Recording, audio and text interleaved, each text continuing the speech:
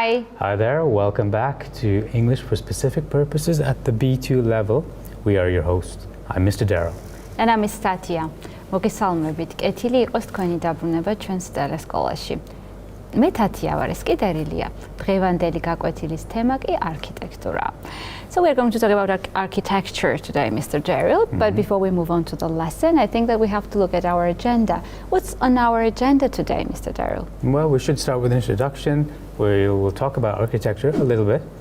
We'll move from there to a vocabulary list, which will be useful for the reading text that comes after. And from there, we will move on to the grammar section and then finish things up with some homework. Very interesting. გაკვეთილს როგორც ყოველთვის შესწავლით დავიწყებთ, სადაც შევისწავლით არქიტექტურასთან დაკავშირებულ ახალ სიტყვებს, ამის შემდეგ წავიკითხავთ ტექსტს, ამას მოყვება გრამატიკა, შემდეგ შევაჯამებთ გაკვეთილს და საბოლოოდ დავასრულებთ საშინაო დავალებით. Let's get started, Mr. Darryl. Before we start just learning the words, I want to ask you, what's your dream house like? My dream house, well, it would be, I think, a great apartment, perhaps, somewhere in New York or London. Really? Would you like to live in an apartment? Yeah, I mean, like a good high-rise skyscrapers apartment, sure. Really? So our tastes differ, it turns out, because I wouldn't like to live in a high-rise building. Oh, no? No, I would like to have a small house with a garden and with a lot, kind of an orchard with a lot of trees in it and a small swimming pool, not a big one, but a small one. And just all the comfortable things inside the house. You might be interested to know that when I was a kid in Toronto, we lived in a house with a swimming pool. Really? And but no orchard. Okay, so nice, so nice. I would like to see that house. Yeah. Okay, now let's get started. Let's look at our words. And the first word we have is semi-detached house. So a semi-detached house is a noun, and in Georgian it's translated as სახლი, რომელსაც მომიჯნავე სახლთან საერთო კედელი აქვს. Okay, semi-detached house. And how would you define that word, Mr. Darryl? Semi-detached house is a house that is attached on one side to another house, so not on the other side. Okay, so semi-detached house. სახლი, რომელსაც მომიჯნავე სახლთან საერთო კედელი აქვს. I think that for Georgia it's not quite characteristic. Have you ever seen it? I can't even think right now of seeing one. No, I also haven't seen a house like that. But it is quite popular in London and those kinds of places. Yes. So semi-detached house. სახლი, რომელსაც მომიჯნავე სახლთან საერთო კედელი აქვს. And here's an example. They live in a semi-detached house. And what is the next word we have? It's a high-rise building. What I had just said. Yes, you have used this word. You want to live in a high-rise building. Yeah. So what a high-rise building is? A high-rise building is a noun, and in Georgian it's translated as მრავალსართულიანი შენობა. So how would you define that word, Mr.? It's fairly simple. It's just a building with many floors and with apartments on each floor. Okay, high-rise building. მაღალსართულიანი შენობა. And an example here, she lives in a high-rise building overlooking the river. The view must be great there. Yeah, it must be. And the next word we have is slum. Slum is a noun, and in Georgian it's translated as ჯურღმული ქალაქის ღარიბული და კეთილმოუწყობელი რაიონი. Slum. So how would you define that word, Mr.? Many big cities have some kind of slum, I think. A very poor and crowded area, especially in the big cities. Okay, slum. It's a noun, and in Georgian it is ჯურღმული ქალაქის ღარიბული და კეთილმოუწყობელი რაიონი. And an example here, we shall try our best to remedy the conditions in the slums. So the conditions in the slums are not good, so I think that the government should try to remedy the situation, right? The conditions. By introducing some sort of reform or some sort of investment. Improve the situation there, conditions, living conditions. And what is the next word, Mr. Darryl? It's a hovel. Hovel. Hovel. Hovel is a noun, and in Georgian it is kochi.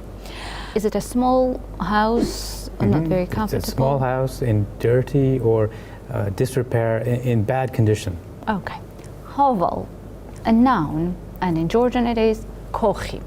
And an example here, from the same materials, one man builds palaces, another a hovel. A strange saying. thing. It's a good saying. From the same materials, one man can create something amazing, and another man might create something terrible. Terrible, yes, that's a very good thing.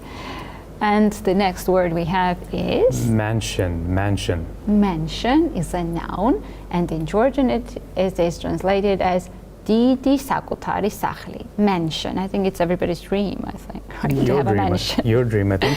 Okay. A mansion, it's a very large, expensive house. Okay. Mansion. It's a noun, and in Georgian it is translated as Didi Sakutari Sahli. And here is an example. The street is lined with enormous mansions where the rich and famous live. So rich and famous people usually live in mansions. Am I right? That's right. Yeah. Okay. Politicians as well. Politicians as well, yes. Okay, now let's move on. And I think that we have finished with the first side of vocabulary, and it's time to practice. We will see definitions, and we have to match the right word. Would you like to go first, Ms. Tatia? Of course, I'm ready. Here you go. Here's your first sentence. A small home that is dirty and in bad condition. I remember you told me this is a hovel. Am I right? Yes, you are correct. So, a hovel is a small home that is dirty and in bad conditions. Now let's move on. Here's a definition for you. A very large, expensive house is called? Where celebrities might live, a mansion. A mansion, you are right. So, a very large, expensive house is called a mansion. Now let's move on. I'm ready. You're ready for a house that is joined to another similar house only on one side. I remember you told me that this kind of houses are not common in Georgia and in Tbilisi, so this is called a semi-detached house. Am I right? You are perfectly correct. Okay, so a semi-detached house is a house that is joined to another similar house on only one side. Okay, now let's move on. And definition for you. A very poor and crowded area, especially of a city. What is it called? Well, we spoke about that. It is a slum. And you are right, Mr. Daryl. So a very poor, crowded area, especially of a city, is called a slum. Mm-hmm. And last, for you, a tall, modern building with many, many floors. It was very easy to guess. It's a high-rise building. So a tall, modern building with many floors is called a high-rise building. By the way, Ms. Tatia, I once lived in a building on the 32nd floor.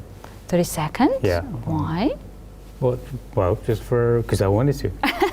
Is it your happy number? No, just I was looking for places to rent, and that was the apartment that came up.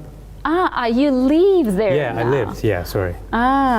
Okay. In Toronto. And just, what about the view? The view was fantastic. You could see pretty much half of Toronto. Oh, so interesting. It's just so interesting to look out of the window. One interesting thing was it was so high that you couldn't open the windows. So they built the windows to be permanently shut. It's so uncomfortable. Yeah, well, safety standards probably. Yes. Okay. I would never live in that kind of flat. Definitely. So we have finished with the words, and it's time to move to reading. So before we move to the reading, let's have a discussion. Mr. Jerry, which city has the best architecture in your opinion? I mean, among the cities you've visited, and I know that you have visited quite a lot of cities. Yeah, well, last year I was in New York, and that was probably the best I've ever seen. Times Square, Central Park, and Manhattan, and those areas. So it means that you like modern architecture. Yes, but I also like the historic architecture in Tbilisi as well.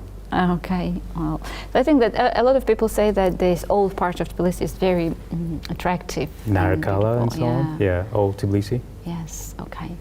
And just, I think that Rome, the architecture of Rome is also well known all over the world. Okay, it demonstrates the history and the heritage of the whole country, and I think that it's really, really amazing, right? Yeah, but well put. Okay. Well, let's move on and let's learn some words in order to read the text and understand the text better. So the first word we have here is prosperous. Prosperous is an adjective, and in Georgian is translated as didari tsarmatebuli aqvavebuli. Okay, country can be prosperous, yes. Countries can be prosperous. People can be prosperous as well. People also can. To be rich and successful.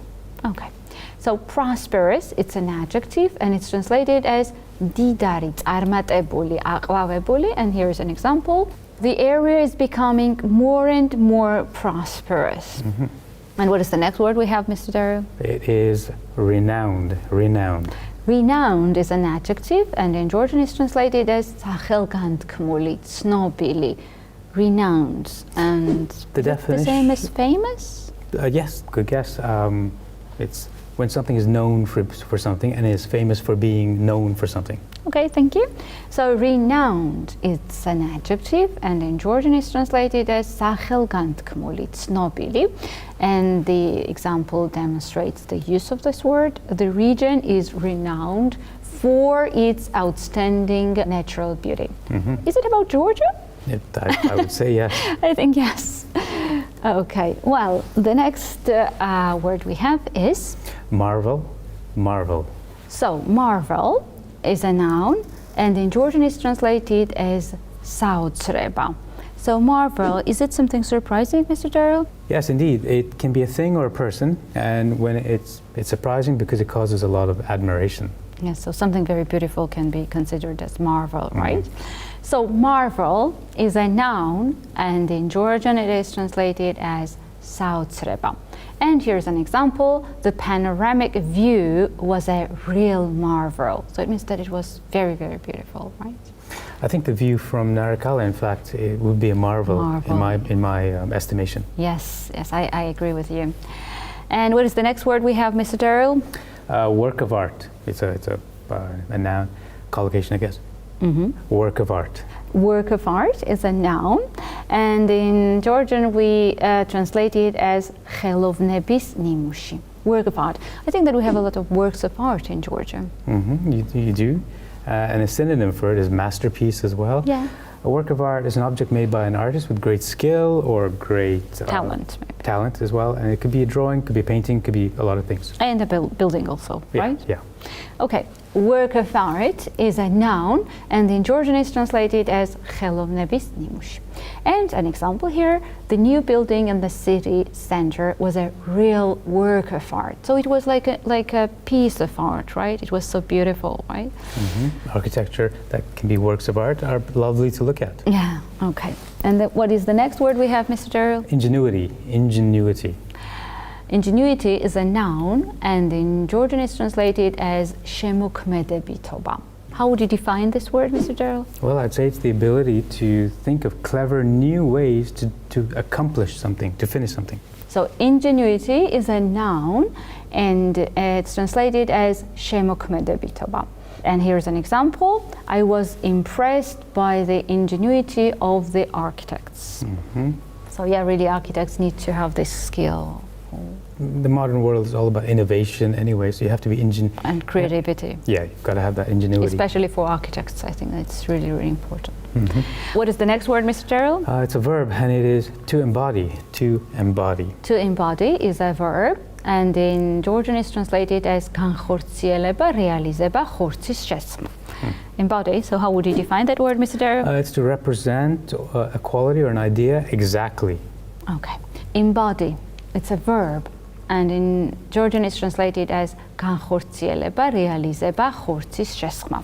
And we can use the word in a sentence like this.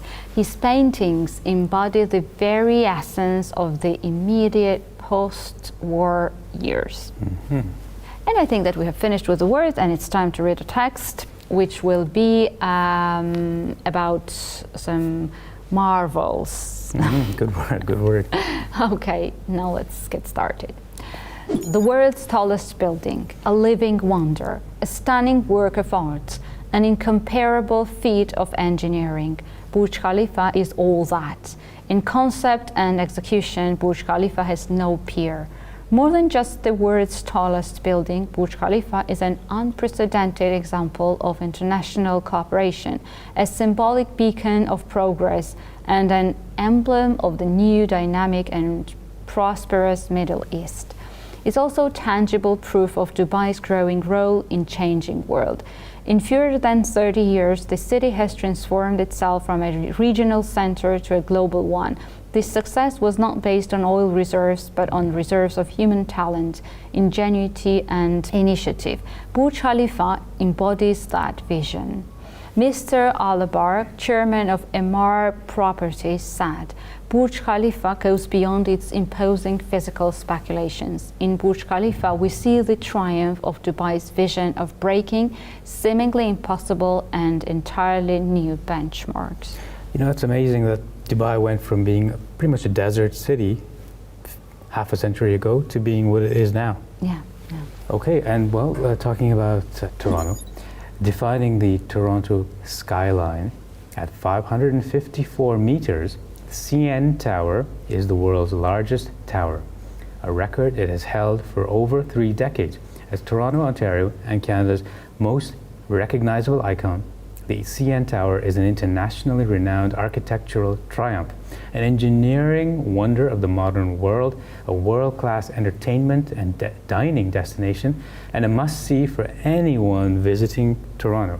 Each year, over 1.5 million people visit Canada's National Tower to take in the breathtaking views and enjoy all the CN Tower has to offer. Over the years, millions of dollars have been invested in expanding and revitalizing the CN Tower to continue to provide visitors with world-class experiences. And by the way, have you visited this place? It's in Toronto. Of course. In your hometown. Of course. You can't not see it wherever you live, almost wherever you live. You can just see it in the distance. Okay. So in 1995, the CN Tower was classified as one of the 7 wonders of the modern world by the American Society of Civil Engineers. Canada's Wonder of the World shares this destination with the Empire State Building, the Channel under the English Channel, the Golden Gate Bridge in San Francisco, Itaipu Dam on the Brazil-Paraguay border, the Panama Canal, and the North Sea protection works off the European coast. Since the CN Tower opened, Canadians and tourists from around the world have made the trip to Toronto to celebrate this marvel of engineering. Besides serving as a telecommunications hub, the CN Tower provides a wide range of unique attractions, exhibits, and food and beverage venues. Mm-hmm. One of the most amazing things is the restaurant. The coolest things is the restaurant at the top that circles around as you eat. Oh, really? And you have a view of the entire city as you eat. It's a real marvel of architecture. Architectural marvel.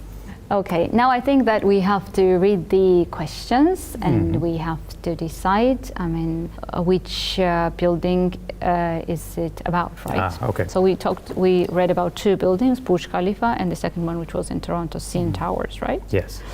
Okay. So it's a quiz.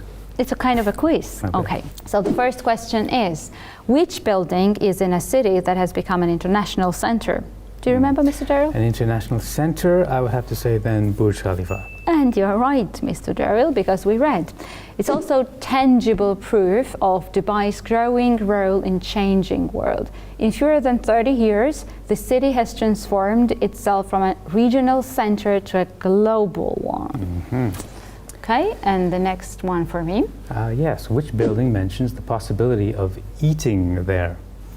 I think it was about CN Tower, because CN Tower is an internationally renowned architectural triumph, an engineering wonder of the modern world, a world-class entertainment and dining destination, and a must-see for everyone visiting Toronto. And I remember you told me that it's a kind of rotating restaurant, yes. which is really worth moves seeing. very slowly, so you don't get sick or anything, but yeah, you rotate as you eat. It's very interesting. Okay, the next question for you, Mr. Terrell. Listen carefully. Which building claims to be an example of countries working together?